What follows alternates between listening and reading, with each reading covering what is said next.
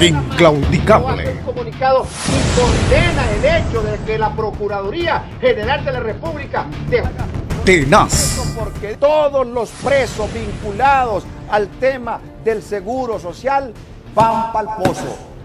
Incontenible. Nadie. El abogado está a sus anchas. Estirpe periodística por excelencia. ¿Cómo voy a permitir yo que dirijan mis pensamientos unos delincuentes, ladrones? Él es Esdras Amado López.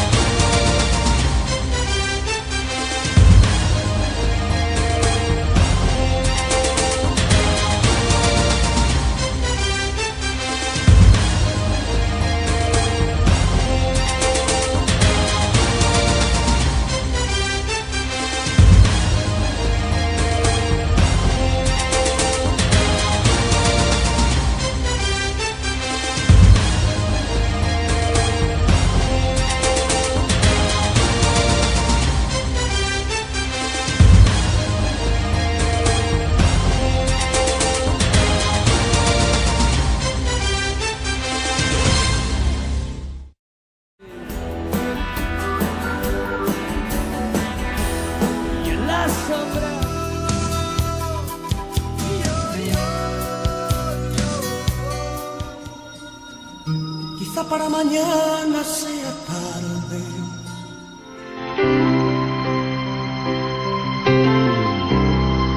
Ya lo all my dreams. Perdóname. Estéreo Sur 91.3.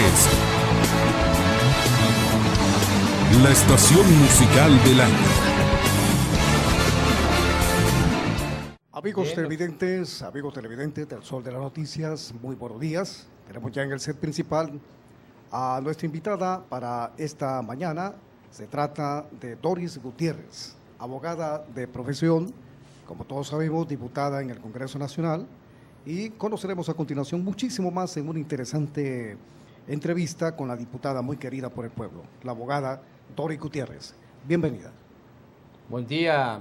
Bueno, nosotros siempre le hemos tratado con confianza y le decimos Doris Gutiérrez, pero es abogada, maestra, y si empezamos a sacarle todo lo que el recorrido de su historia, entonces vamos a tener que utilizar muchos ex, ¿verdad? Ex regidora, ex diputada, tantas cosas más, ex dirigente de este o cual partido, pero es Doris Gutiérrez, la amiga con la que queremos dialogar hoy, conocer alguna parte de su historia que muy pocos hondureños tienen la oportunidad de conocerle. Esos dotes también de buena relatora de todo lo que tiene que ser la actividad religiosa. Dejó aplazados ahí algunos compañeros que se pierden, ven una imagen y no saben por qué llega hasta determinado lugar, pero ahí llega Doris Gutiérrez para auxiliarlos. Gusto tenerla esta mañana de el inicio de la semana y poder compartir con usted, doña Doris Gutiérrez. Bueno, muy buenos días, licenciado Javier Aguilera, colega diputado en el Congreso Nacional de la República. Muy buenos días a Alan Fiallos, que yo ya lo veo como mi hijo, este muchacho, porque lo vi haciendo pininos hace como 15 años, ¿verdad? Sí. Más. Mejor no nos empecemos a sacar datos. Sí. Alan era un jovencito que estaba ya empezando a hacer sus experimentos y sus experiencias con su esposa, en ese tiempo era su novia, y con aquel muchacho Carlos Velázquez. Entonces ellos estaban primero en radio y luchadores, y bueno, me alegra pues de que hayan tenido muy buen suceso en la vida y que sigan adelante. Yo creo que eso es lo más importante. Decirles que para mí es un honor y un placer que me hayan invitado a este programa, que es específicamente para mujeres. Ustedes saben que ese tema de las mujeres es un tema que nosotros pues lo hemos venido trabajando desde hace muchos años por convicción, no por tener una bandera política ni por una campaña, ni nada de eso, sino sencillamente porque nosotros creemos firmemente en la capacidad que tenemos nosotras las mujeres, en la marginalidad que hemos sufrido a través de los años, que seguimos sufriendo, la discriminación por nuestra condición de género. Y pues muy agradecida de estar aquí con ustedes en este set, decirle también a Alan y a Ariel que me sentí muy complacida de que me sigan tomando en cuenta como su apoyo, podríamos decir, en lo que es esa celebración tan importante para nosotros los católicos como es la conmemoración del Santo Entierro, que realmente fue algo majestuoso, y que Cholusat Sur es histórico, que fue el primer medio de comunicación televisivo que hacía una transmisión en vivo, en directo y a todo color desde hace muchísimos años, hace más de 15 años. Entonces, pues nosotros muy alegres, esta vez yo pensé que me iba a escapar porque no los miraba por ahí, ¿verdad? Pero era que habían salido un ratito, estaban en receso y cuando acordé ahí estaban. No, yo con mucho gusto y para mí pues es un placer y una oportunidad también de evangelizar, porque las procesiones y los actos litúrgicos no solo se deben ver como actos masivos, ni como actos populares, ni como actos familiares, sino que se deben ver también como una forma de evangelizar al pueblo y de que la gente entienda pues toda esta situación de la pasión de Cristo, de su resurrección, de los principios cristianos. Así que muy agradecida con ustedes y un saludo a todos los que nos ven y nos escuchan por este importante medio. Y Doris Gutiérrez va a estas actividades no necesariamente por andar ganando votos, esto lo somos testigos nosotros desde hace muchos años, ha sido constante su permanecer en estas actividades como un miembro más de la Iglesia Católica que va y participa de todos los actos, y el objetivo, como usted lo dice, Doris, es de poder evangelizar, ¿verdad? Desde la Iglesia. Pero bueno, hay cuestiones que no sabemos. Usted es originaria de la capital. Mera India de Comayagüela, como decía Reina. Mire, yo soy nacida donde antes era la librería Navarro, ya parece que ya no existe. O sea, que será paisana ahí, cercana del expresidente Reina. Ahí Bueno, la familia de él ahí. Bueno, no, pues yo no sé si él vivía ahí en ese entonces. Más que todo el presidente Reina después vivía en Los Dolores. Los Dolores, pero creo que la mamá nació era en Comayagüela, la que vivía, sí.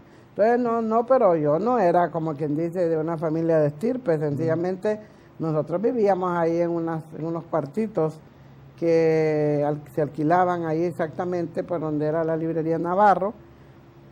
Y bueno, ahí nacimos hace muchos años, como dijo García Márquez. Pero de todas maneras no ocultamos la edad, en 1947. ¿La infancia? Bueno, yo fui criada por madre soltera y por abuela, y de repente desde ahí se genera esa visión que tengo de la sabiduría que tienen las mujeres en lo que es enfrentar la vida solas. También pues fui objeto de un padre, lamentablemente ya está descansando, pero sí no fue como quien dice el mejor de los padres. Pues fui hija de madre soltera. Mi abuela, para que tenga una idea, no sabía leer. Y yo me di cuenta que no sabía leer hasta como cuando yo tenía como 12 años. Porque ella era tan inteligente, tenía una inteligencia natural, que nadie podía imaginarse que no sabía leer. Era una señora alta, muy hermosa. Y mi mamá, que sí afortunadamente logró llegar hasta 5º grado en aquel entonces. 5º grado era equivalente casi como a bachillerato, porque en ese entonces las escuelas eran sumamente meticulosas, muy comprometidas con la educación. Mi mamá tiene una letra muy buena, una ortografía excelente, y estuve en una escuela pública en la José Trinidad Reyes, que ahora ya no está donde estuvo, que era ahí por donde era este hotel que queda ahí por la alcaldía en el centro. Sí. La Ronda. Ajá, por ahí era la escuela José Trinidad Reyes. Y ¿cómo se llama? Y entonces, pues nosotros ahí hicimos nuestros primeros pininos en la escuela José Trinidad Reyes. Pero yo les quiero decir algo, ¿verdad? Que pues a pesar de que gracias a Dios que fuimos creadas por madres solteras, sí puedo decirle a Alan y compañero, que sí estuve rodeada de mucho cariño, de mucho amor, sobre todo de un tío mío que fue como mi padre, que estaba embarcado y que entonces él desde allá nos mandaba dineritos, nos mandaba, para mí las navidades eran muy lindas porque los mejores juguetes yo los tenía, siendo una niña muy pobre, porque él en todos los puertos donde desembarcaban nos compraba regalitos, nos compraba juguetes, muñecas. Entonces yo digo que fue una infancia muy feliz, a pesar de que sí debo decir que no teníamos casa propia, que bueno, antes la escuela pública era excelente, casi no habían escuelas privadas, y tuve unas excelentes maestras también. Entonces yo creo que Dios nos ha bendecido mucho y tal vez nos ha dado más de lo que necesitábamos, aunque en un tiempo sí sabíamos lo que eran carestías, ¿verdad? Sí, claro. Mucha gente cree que uno todo lo ha tenido fácil en la vida y no es así. No me da pena decirlo que en cierto momento de la vida, ya cuando estaba en secundaria, pues a veces en mi casa no había cómo encender el fogón, porque antes era con fuego, sí, ¿verdad? Y mi mamá hacía manualidades y todo eso, Alan la conoce muy bien a mi mamá, y a veces se iba a vender un par de calcetines de crochet o un mantelito, y con eso pasábamos el día. Entonces, pues fue una historia de lucha, de dignidad, porque yo creo que en este tema la dignidad no es un problema de ricos o de pobres. La dignidad es un problema de entender nosotros que somos hijos de Dios y que tenemos capacidades que hay que explotar y que en ningún momento tenemos que ceder a nuestros principios simplemente por lograr un bien material. Y la ausencia de su papá en la casa, ¿cómo la marcó? Bueno, sí, o sea, digamos mi padre hasta cierta edad fue mi tío, porque él era sumamente cariñoso, alegre, bailador. De ahí salió la bailarina. A él le encantaba bailar, era muy, ¿cómo le diría? Muy querido por la gente, porque él siempre andaba contento, saludando a todo el mundo, no discriminaba a nadie.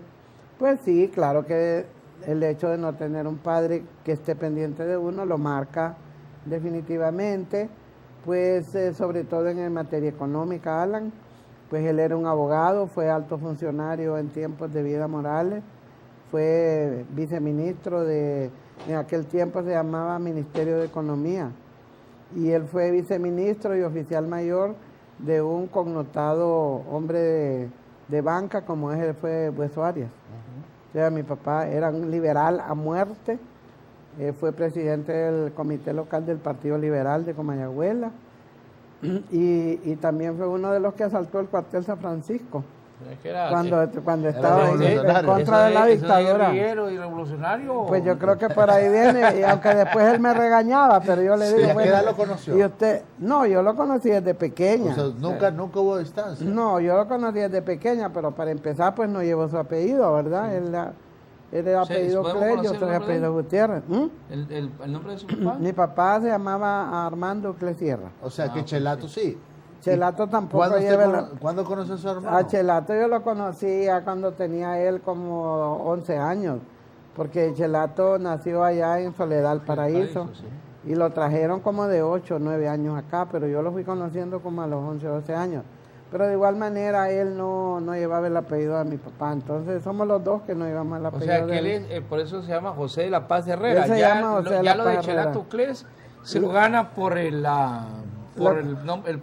Lo que pasa es que él se crió prácticamente en la casa de los Uclés, en la primera avenida de Comayagüela. Sí. Ahí se crió con mis abuelos y mis tíos, todos mis tíos que eran, bueno, la mayoría de ellos han muerto, pero eran grandes deportistas. Mi tío Foncho, entrenador del Motagua. Mi tío Cati fue fundador del Atlético Español Gliden. Mi tío Gustavo fue jugador.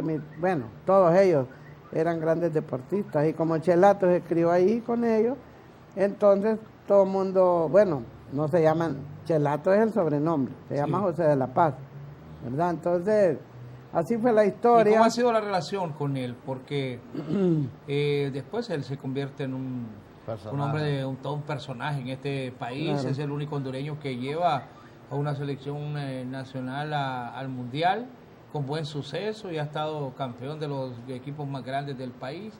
¿Qué ha Bueno, significado para trascendió usted? la historia, fíjate que él trascendió la historia, y fíjate que tenemos muchas similitudes. Ambos somos hijos de madre soltera, él también se crió con su madre soltera, yo también. Ambos no llevamos el apellido de mi papá. Ambos hemos logrado de una u otra manera sobresalir, tal vez yo no tanto como él, casi por un esfuerzo propio, con la ayuda de Dios, que sí ha estado siempre adelante en nuestras vidas, y de mucha gente, muchos ángeles que se nos han atravesado en el camino, gracias al esfuerzo de nuestras madres también. Entonces, ¿qué decirle? Pues que tenemos muchas similitudes entre él y yo. Fuimos diputados los dos también, sí, ¿verdad? también. Y de igual manera somos personas así como con alto nivel de solidaridad con la gente. Y la gente tiene un alto concepto de ustedes. Bueno, se lo han creo ido que ganando a pulso, ¿verdad? creo que pues él, como le dije anteriormente, trascendió la historia.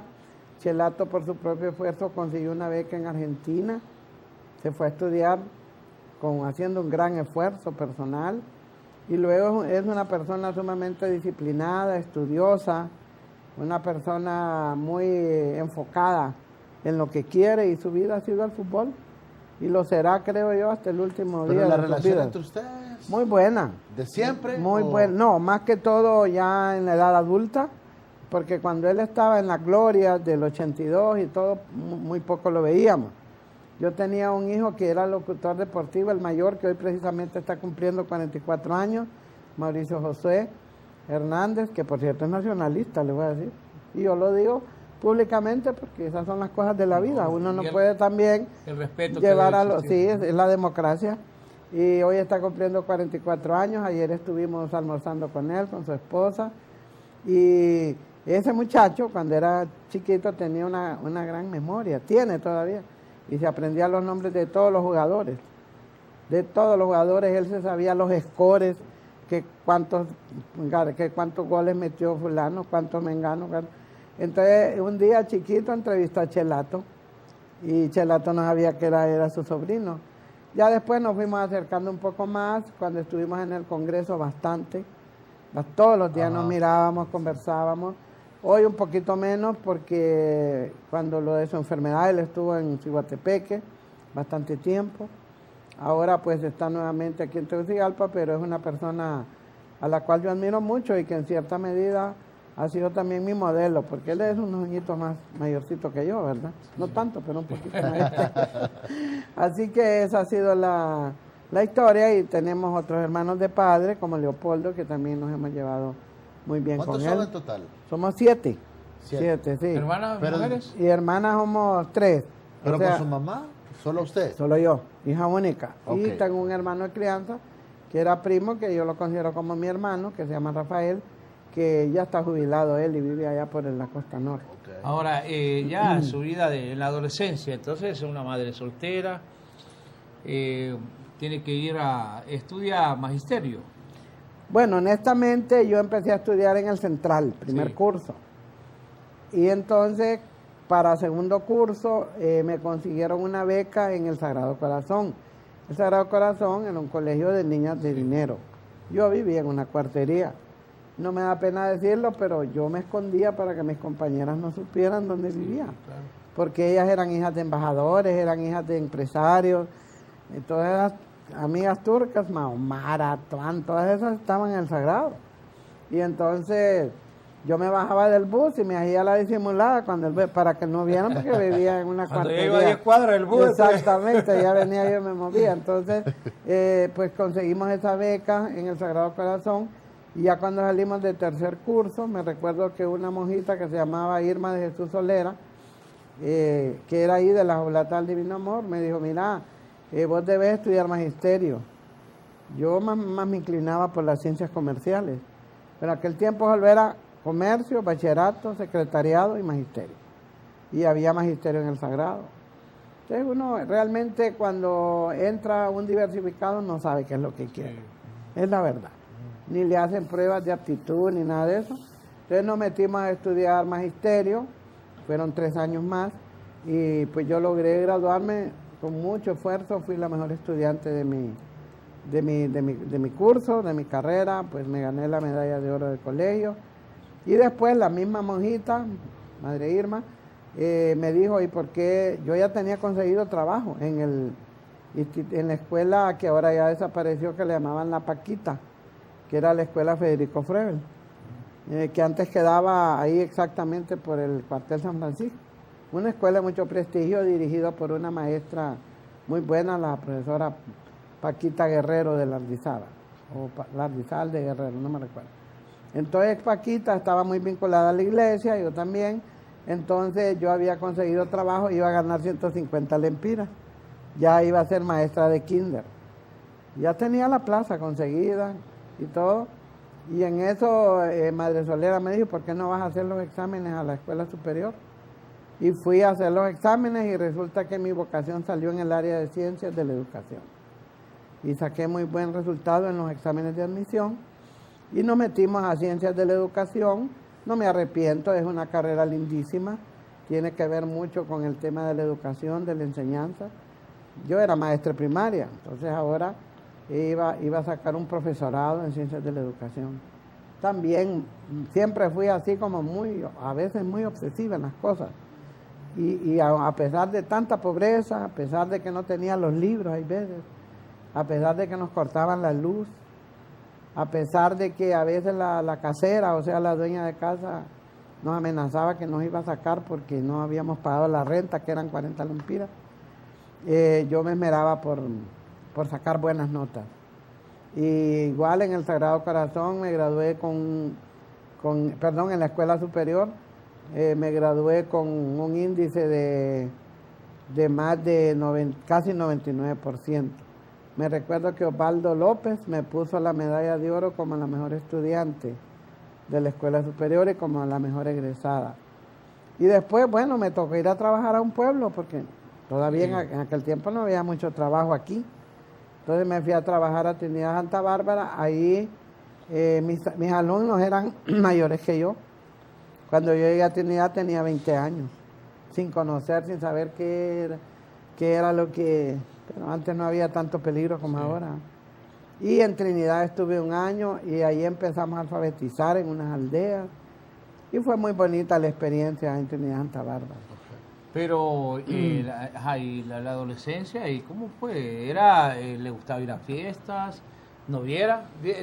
Así decimos en Comayagüela, ¿verdad? Pues mire, yo le voy a decir una cosa, que como mi mamá y mi abuela eran muy religiosas, entonces le metían a uno muchas ideas positivas, digo yo, por ejemplo en el sentido de que la adolescencia hay que aprovecharla para estudiar, no para andar con novios ni nada de eso. Sí, me gustaban algunos muchachos, pero como de ojos, pues, y creo que yo también a ellos, pero digamos de tener novio fue hasta que fui a la escuela superior, cuando ya era maestra de educación primaria.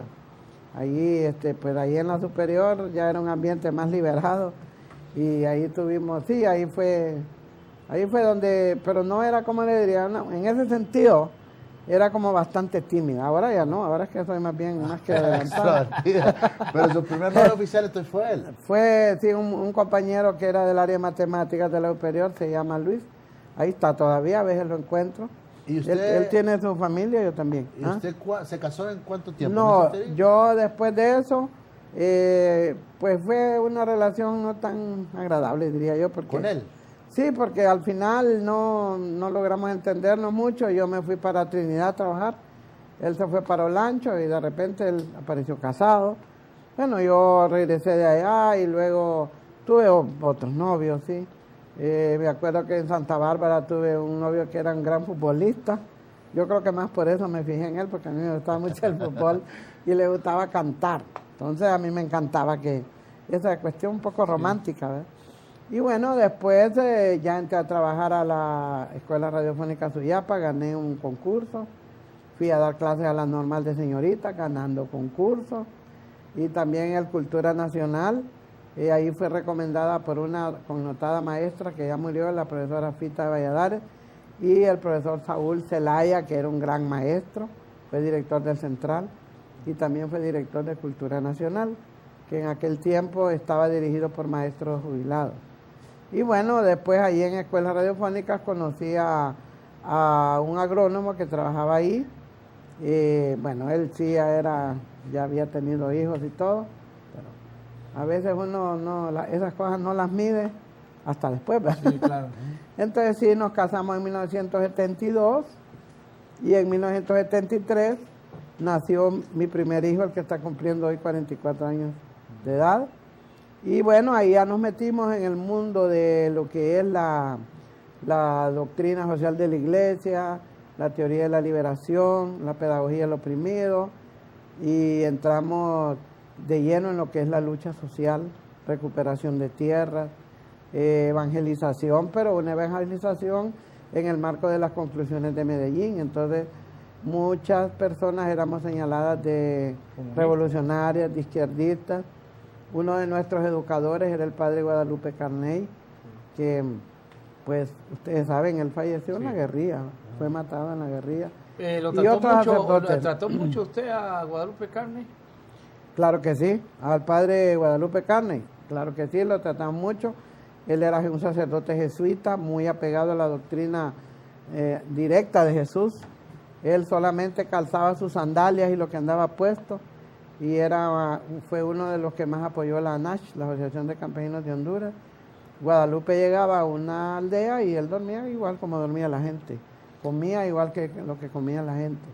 Un verdadero testimonio, ¿verdad?, de lo que es un seguidor auténtico de Jesucristo. Pero él ¿dónde estaba establecido? ¿En el Progreso era que estaba él? Él estaba en toda la zona de Lloro, trabajaba mucho con las etnias y con la gente más pobre, ¿verdad? Y bueno, después vino todo el problema. Nosotros llegamos a tener un programa educativo que capacitábamos simultáneamente 1000 personas. Yo era locutora de radio, enseñábamos a leer y escribir por medio de la escuela de la radio de La Voz de Suyapa, y enseñábamos agricultura, enseñábamos salud, y hasta tuvimos educación primaria por radio. Pero después, cuando el problema de las movilizaciones, la radio fue cerrada, igual fue cerrada Radio Progreso, fue cerrada Radio Valle en Choluteca.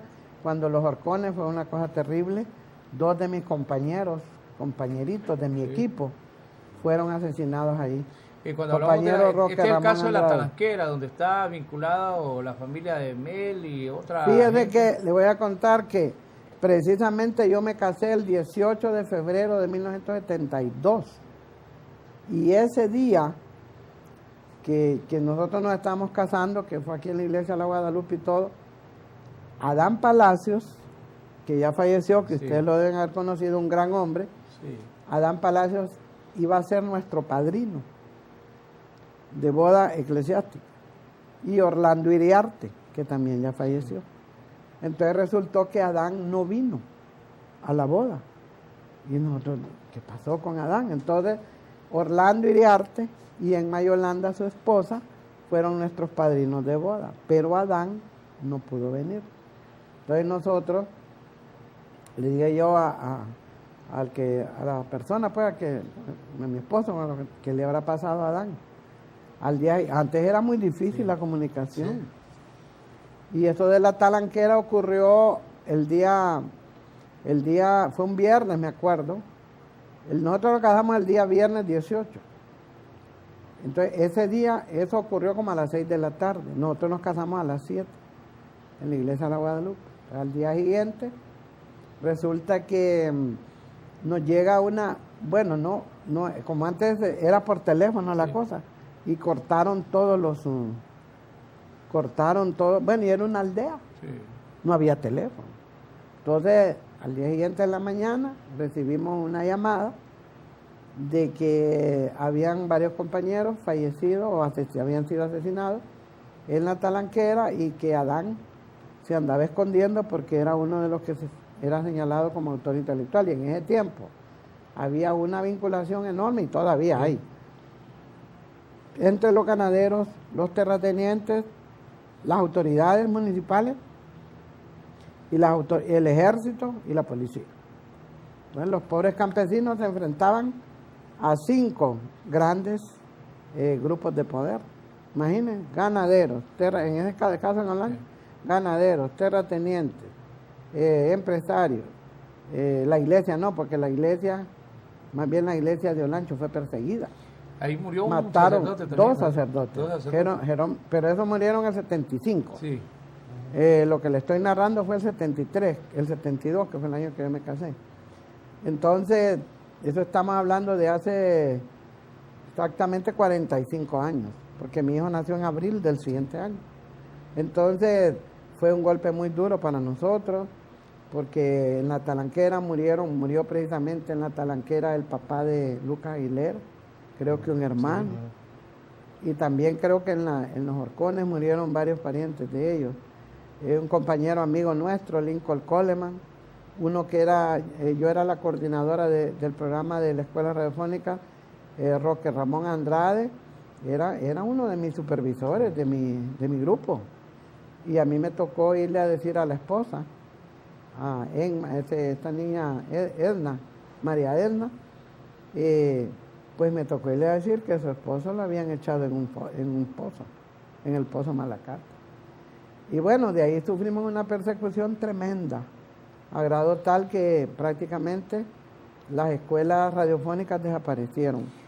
Cerraron todas las radios, nosotros teníamos funcionando simultáneamente 10 radios, era un verdadero poder. Los delegados de la palabra, de ahí es donde prácticamente se nutre lo que es el Partido Demócrata Cristiano de Honduras, a través de la iglesia. Así es.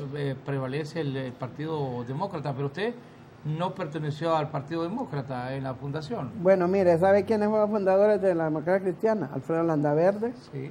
Adán Palacios, Orlando Iriarte, Efraín Díaz Arribillaga, Ramón Velázquez, Mauricio Hernández, que era el esposo mío, también el doctor Hernán Corrales Padilla, el papá de Arturo Corrales, Vicente William Sagase.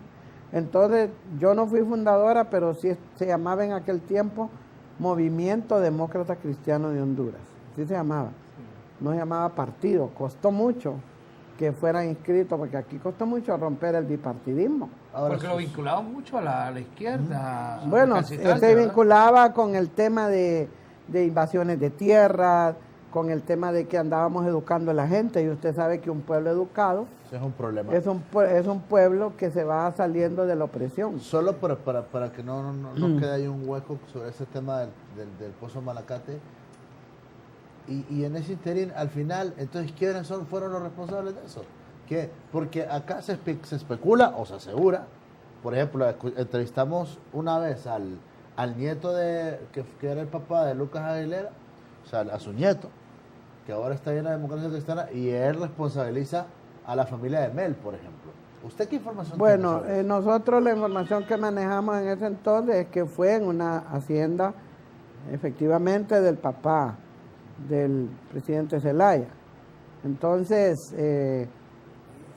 pues la información que manejamos es que la hacienda fue utilizada por el ejército, junto con otros sectores recalcitrantes que habían ahí, y que pues ahí fue donde fueron a meter a los compañeros. No me imagino yo cómo esta gente pudo haber hecho ese acto tan abominable. Sería que pensaban ellos que nunca se iba a descubrir eso, porque como esa vinculación era tan fuerte, igual que ahora, de que tenían los cuerpos de investigación, tenían todo, pero se logró saber, porque eso se supo hasta como a los 8 días después de que habían sido enterrados, ¿verdad? Sí. Debido a la presión internacional. O sea, ese hecho fue tan tremendo, ¿verdad?, que trascendió lo que es la esfera nacional. Era un gobierno de facto también. Entonces, hubo mucha movilización de diferentes sectores, y entonces lo que exigían era que tenía que aparecer los cuerpos.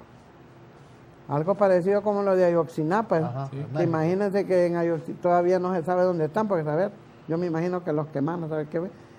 Pero entonces aparecieron ellos, y efectivamente se identificaron 3 o 4 autores, estuvieron presos. Creo que el papá del presidente Zelaya estuvo preso, también me acuerdo de un apellido Plata, y un coronel, que por cierto algunos de ellos vivían allí en el Luarque, por donde yo vivo. No, en ese tiempo yo no vivía ahí, pero ellos fueron identificados. Entonces, lo que sí yo le puedo decir es que tampoco es justo que si, por ejemplo, si mi papá hizo algo bueno, yo tenga que cargar, algo bueno o algo malo, yo tenga que cargar con eso, ¿verdad? Me parece que en eso hay que ser bastante claro, pero sí fue efectivamente fue en una hacienda propiedad del papá, del expresidente Zelaya, y que él estuvo incluso, creo que estuvo preso por esa situación. Bueno, entonces se mete a la política, pero... no, ya me meto a la política ya veterana de guerra. ¿verdad? Pero sector previo social. a eso, sí, nos ha hablado... O sea, de- yo empecé en el sector social Sí. Ajá. y me marcó mucho. Yo, o sea, no soy campesina, que aquí hay muchos que dicen que son campesinos y mentiras, no son, pues. Como Rafael Alegría. No, pues. bueno, yo no quiero meter los nombres, pero hay varios. No, pero hay varios. Por ejemplo, yo, en el caso de Rafael, yo quiero decir, él fue delegado de la palabra y él fue monitor de escuela radiofónica. O sea, cuando nosotros dábamos clase por radio, nosotros teníamos campesinos que enseñaban a la gente. Era un acto muy lindo porque era voluntario, nadie les pagaba ni un 5, Alan. Solo se les daba un radio viejo que solamente sintonizaba la radio donde salía el programa de nosotros, que este caso era La Voz de Suyapa, porque eran unos radios donados.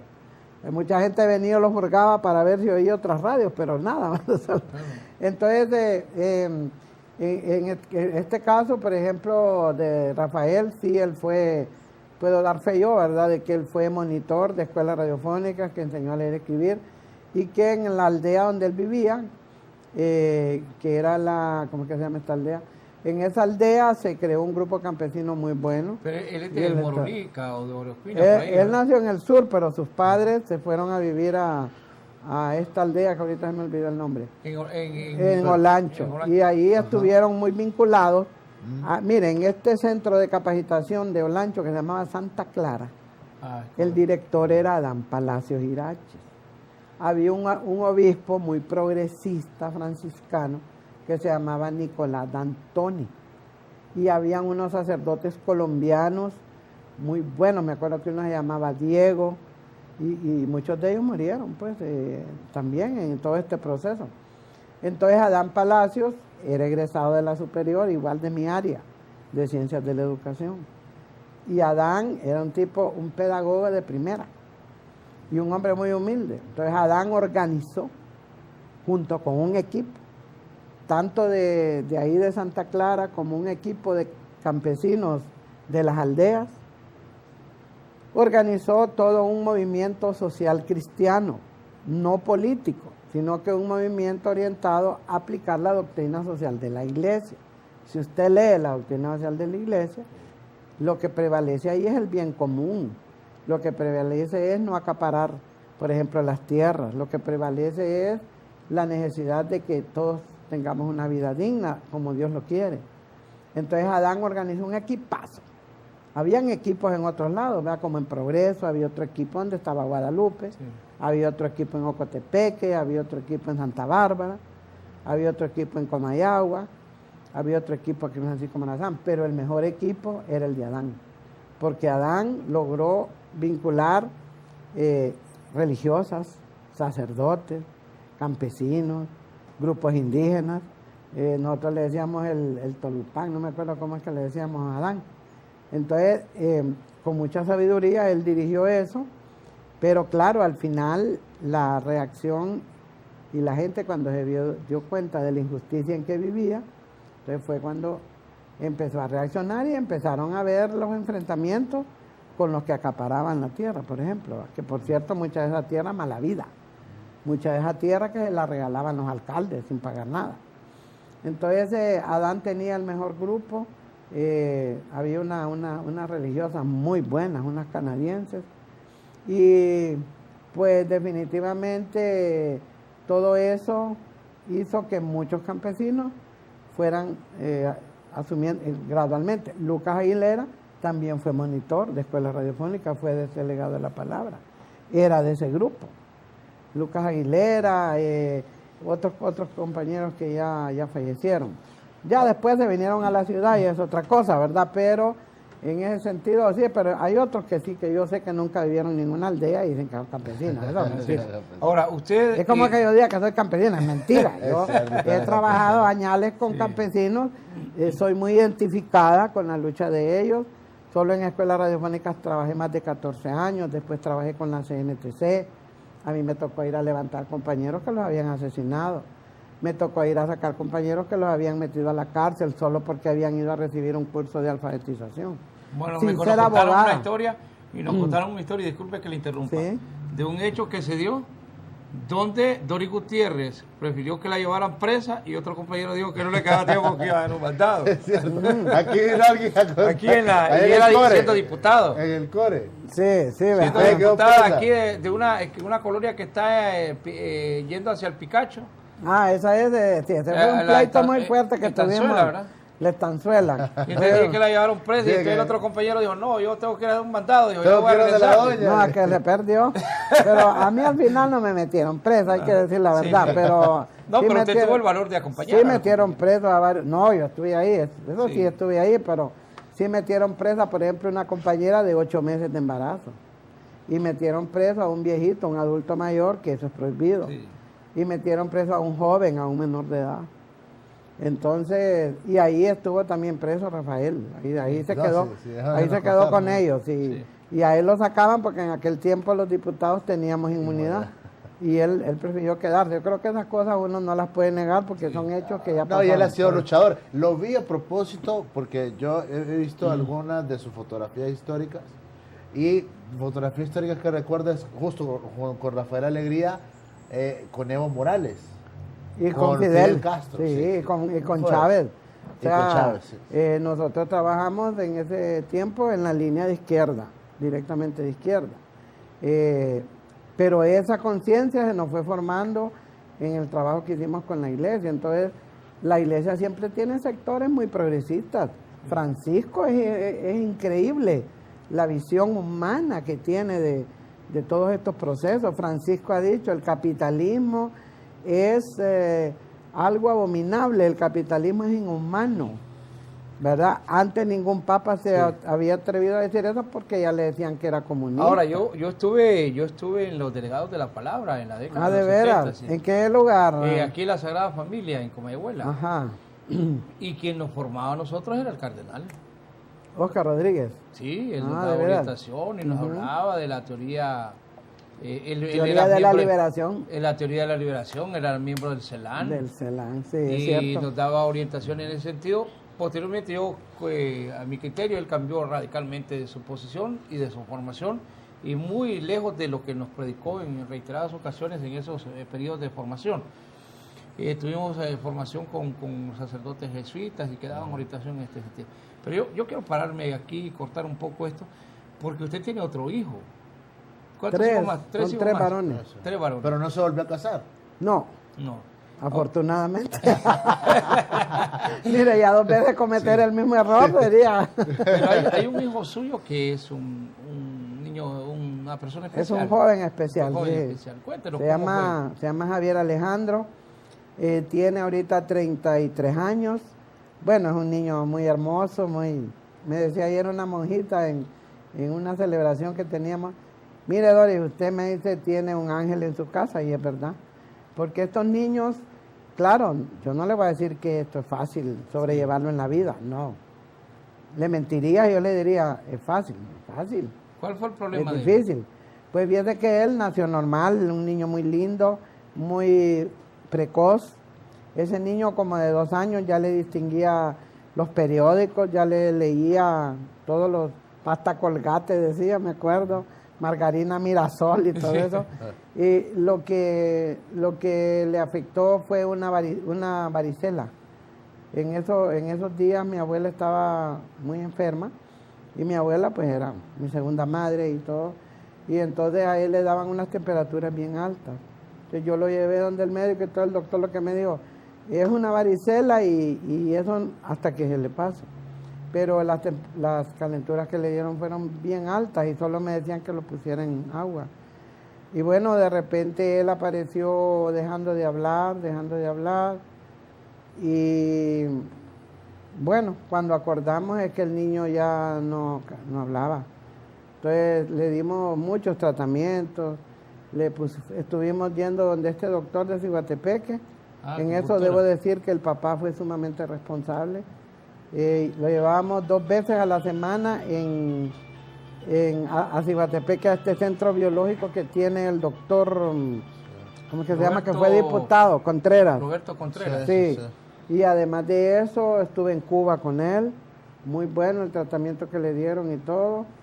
Mejoró bastante en Cuba, pero fue tremendo esa experiencia. Ahora, pero en el caminar, su acción, la cuestión... Motora excelente. Además, yo diría el más guapo de mis hijos. O sea, los 3 son guapos. Bueno, la madre siempre es guapo de sus hijos, ¿verdad? Así como Alan, que son 3 varones, ¿verdad? No, 4. Son 4. Entonces, para mí los 3 son guapos, ¿verdad? Pero el mejor es Javier, es el más bonito.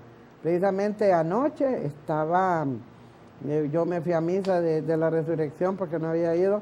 Cuando regresé lo encontré como enojado y entonces estaba como alterado. Entonces otras veces yo lo regaño, pero anoche dije yo no le voy a tener paciencia. Entonces dijo él como a querer bañarse, entonces lo llevé y después agarré una crema y le estuve subando la espalda y platicando y se fue calmando. ¿Ves? Entonces con estos niños hay que tener mucha paciencia. No le niego que a veces uno se siente como impotente, porque dice, bueno, ¿por qué a mí? En fin, pero creo yo que una de las cosas que más me ayuda es precisamente toda la formación religiosa espiritual. Pero usted nunca anda amargada. Bueno. ¿Cómo usted siempre anda con una sonrisa a flor de piel?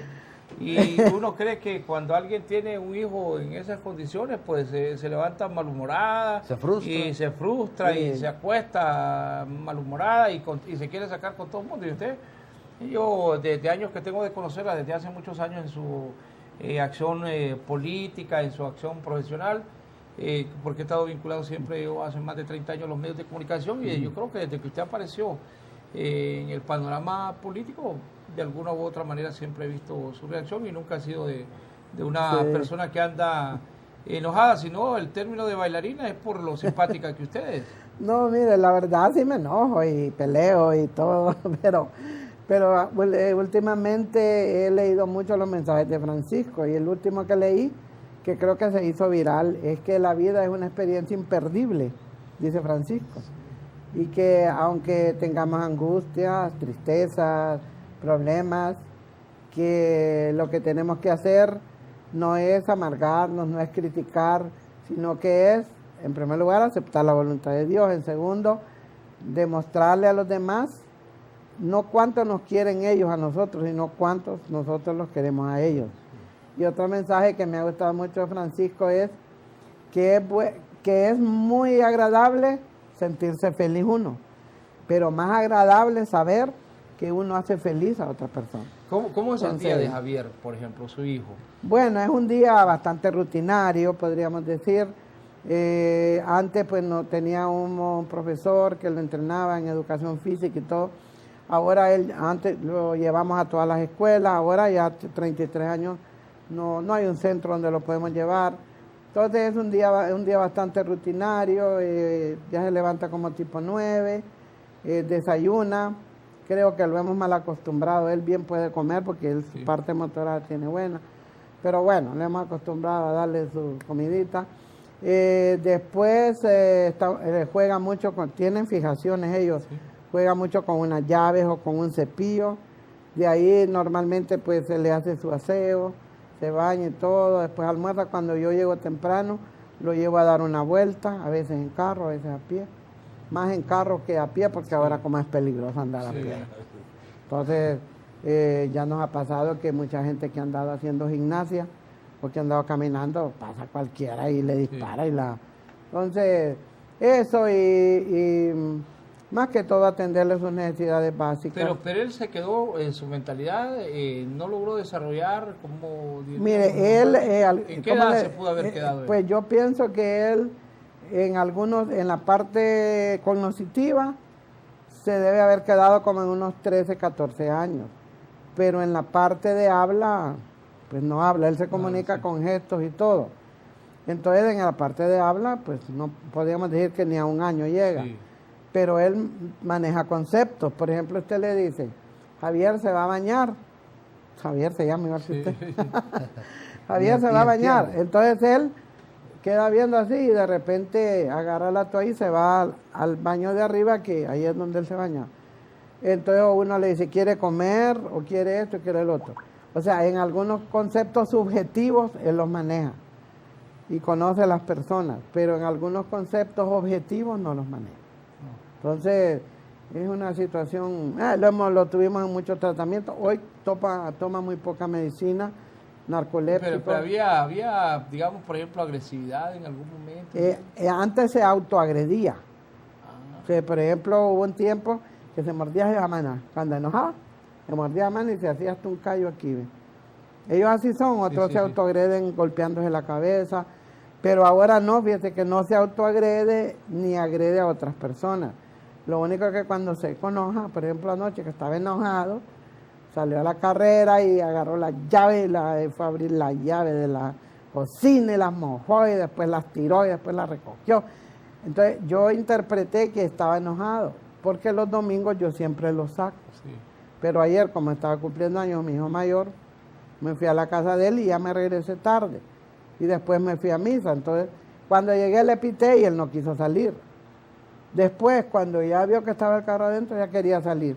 Y yo ya no podía llevarlo. Entonces estaba enojado. Sí. O sea, ahora, él tiene que esta experiencia, Doris, sí. Esta experiencia es porque a nadie está exento de que pueda vivir una situación de un hijo. Muchas familias viven una situación de esta. Y a muchos les da pena. Y muchos los esconden. Y muchos no les gusta decirlo. Bueno, yo debo decir que no crean mis 2 hijos mayores, ellos no son muy felices con este problema. Yo los comprendo, ¿eh? Pero yo como madre, yo no puedo renegar de una situación de estas nunca. Porque, bueno, Dios sabe. La ha limitado de muchas cosas también, ¿verdad? En alguna medida, en otra, pues yo también trato de, ¿cómo le diría? Porque en estos asuntos uno también tiene asistencia psicológica. Sí. Y entonces varios psicólogos, y todo, cuando estuvimos en Cuba, nos daban tratamiento psicológico a los dos, a él y a mí. Y las doctoras allá, muy buenas, las psiquiatras y toda excelente atención. Me decían a mí, mire, usted tiene que aceptar que su problema de su hijo no es fácil. Entonces, usted también tiene que tener su propio ritmo. O sea, lo peor que usted puede hacer es embrocarse solo en esto, porque se va a frustrar usted y lo va a frustrar a él. Porque va a llegar un momento en que usted se va a sentir impotente. Entonces lo mejor es que le dé calidad de tiempo. O sea, no es porque yo puedo estar aquí con ustedes todo el día y con la cara arrugada, ¿va? O peleando con ustedes, o diciéndole ustedes aquí, ustedes allá.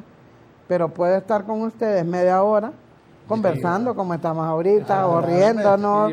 O entonces lo que recomiendan los psiquiatras, y eso para todo el mundo. Sí. Aún para los que no tienen hijos especiales, porque todos tenemos algo de anormales. Claro. Todos.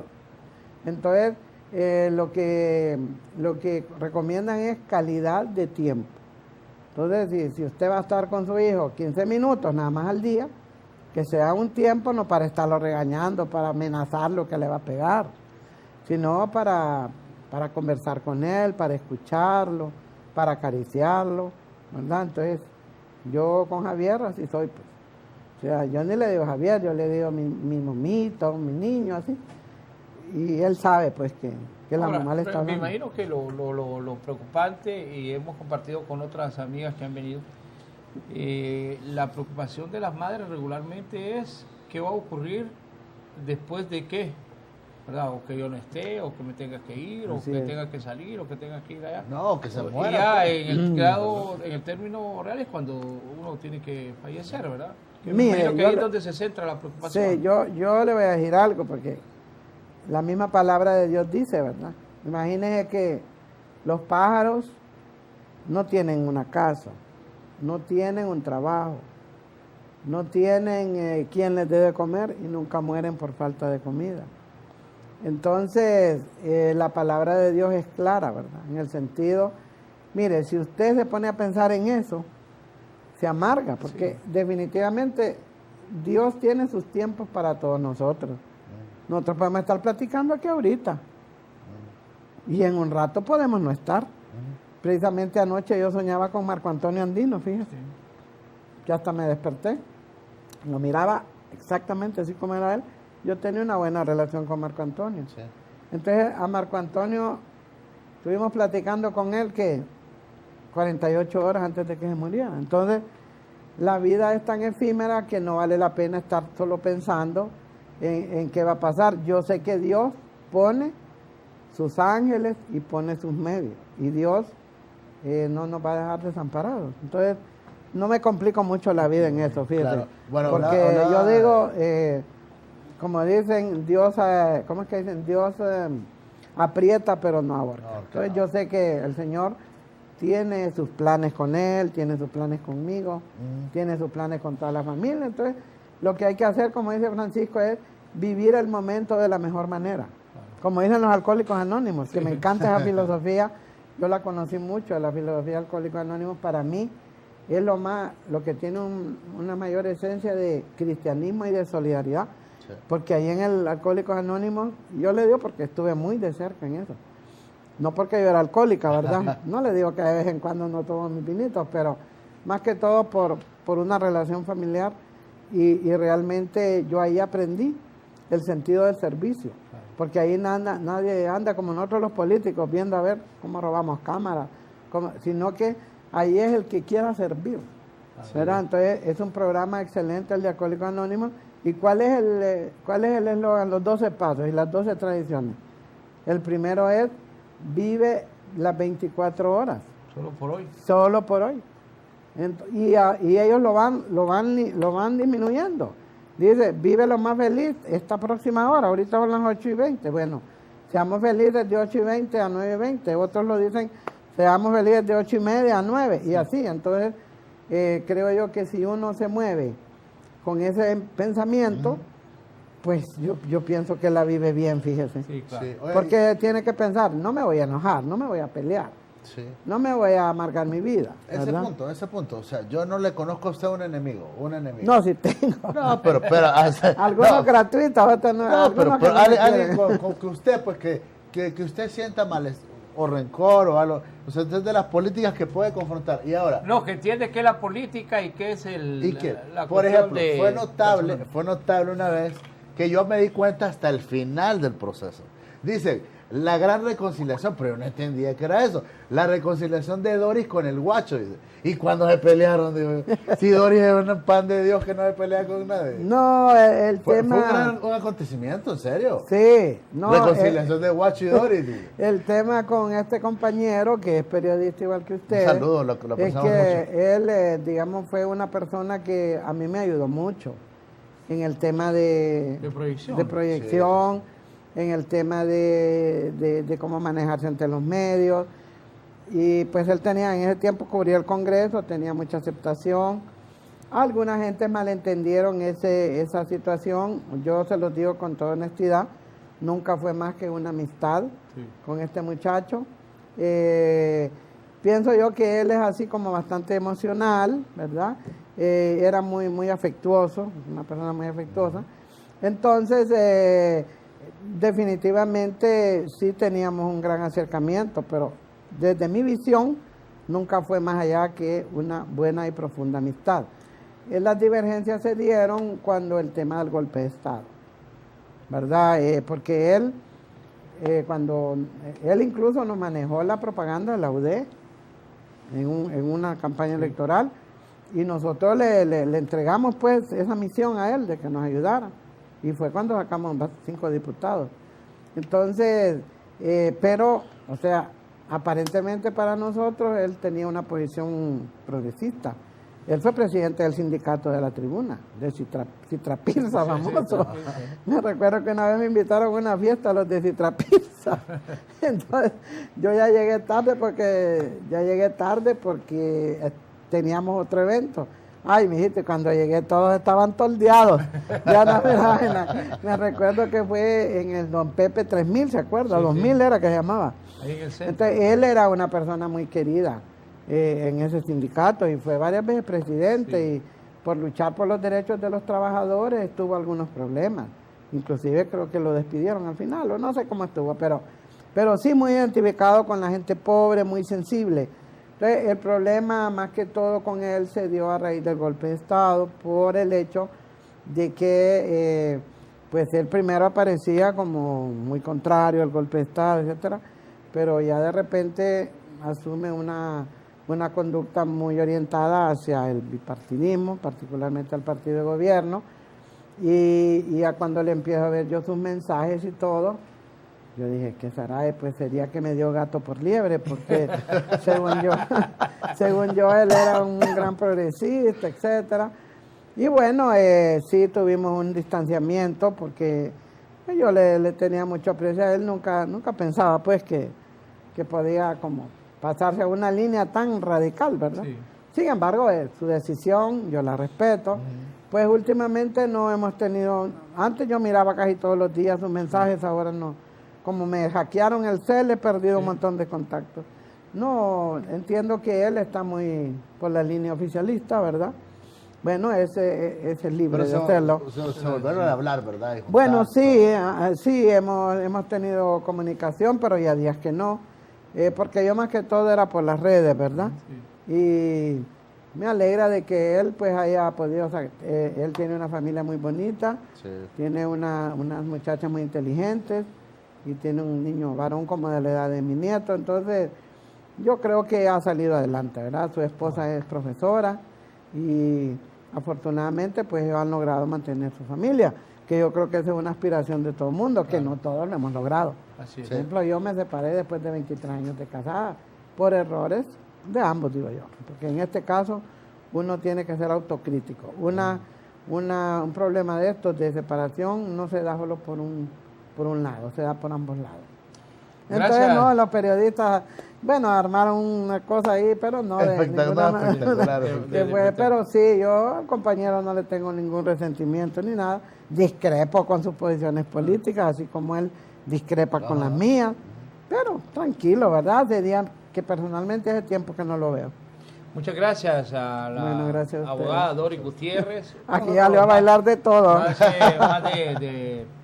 Más la amiga, la compañera en el Congreso, pero también un ser humano importante en este país, el reflejo de una mujer que se ha esforzado toda su vida por salir adelante y mantener una imagen incólume de honradez, de rectitud, de entrega a las luchas, de trabajo honesto, que se la pelea a cualquier partido político por tenerla en sus planillas, y eso yo creo que debe ser un privilegio para cualquiera, ¿verdad? No solo por el hecho de cuántos votos va a sumar, sino el hecho de que llevan a una persona de un alto perfil que se fue de la UD, llegó al Pino. Bueno, pues no fue independiente, acuérdese. Sí, también fue independiente y en cualquiera de las canchas que le ha tocado jugar, hablando un poco así al estilo de fútbol, ha demostrado tener la capacidad para salir adelante y sin duda que para nosotros esta mañana ha sido de un honor, de alegría, de compartir. Bueno, que la hacen como una psicoterapia, bueno, sí. Usted.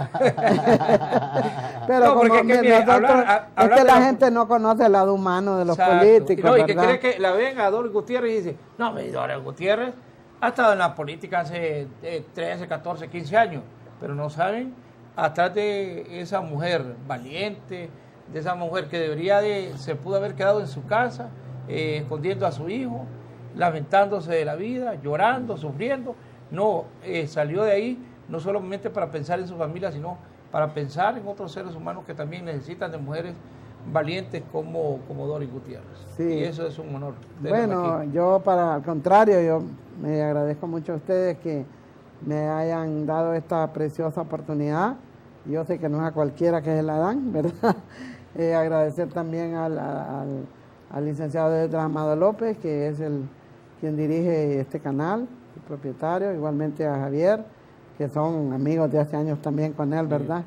Sí. Y a Alan, que como les digo, yo lo veo como hijo mío, porque estos hipotes yo los vi crecer desde muy jovencitos, y que, bueno, han seguido adelante.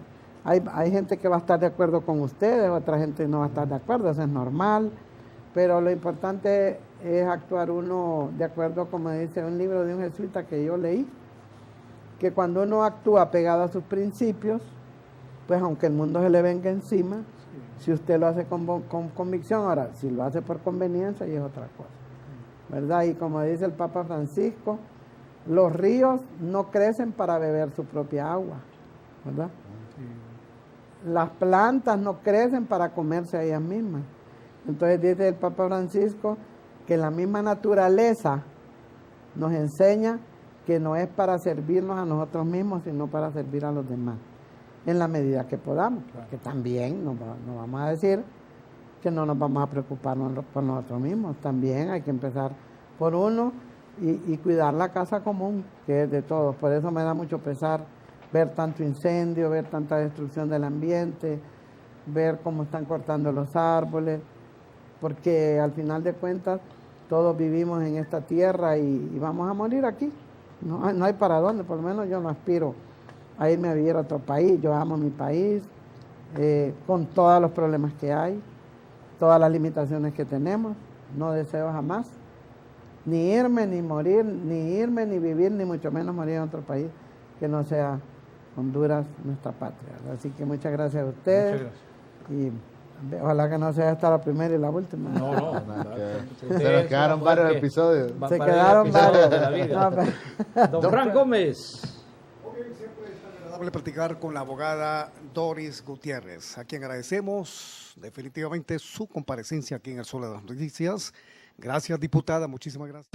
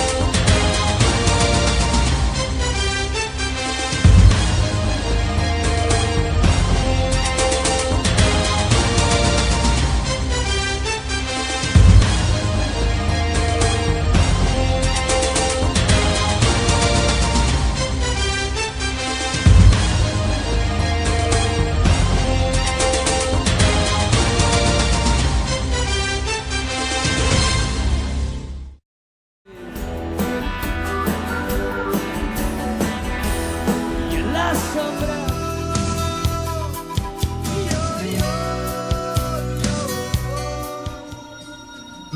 quizá para mañana sea tarde.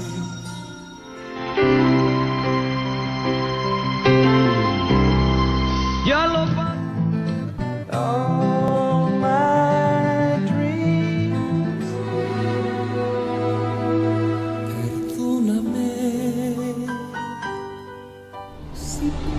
Estéreo Sur 91.3. La estación musical del año.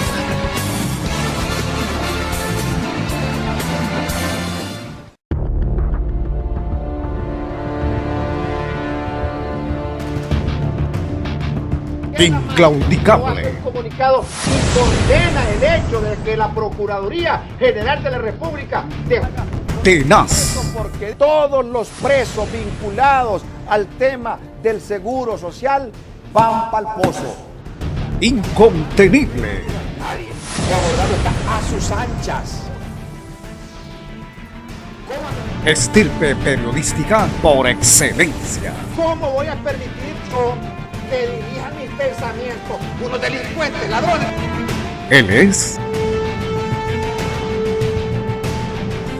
Estras Amado López.